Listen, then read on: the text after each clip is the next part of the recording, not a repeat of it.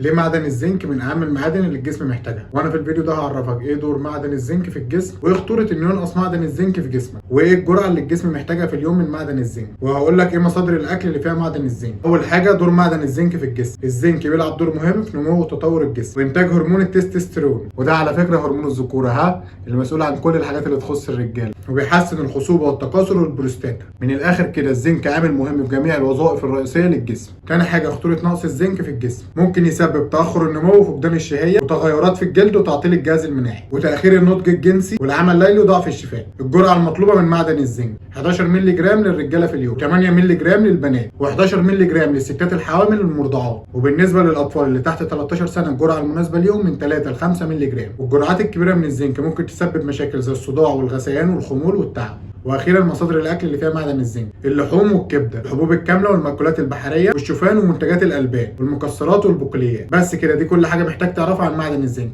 سلام عليكم.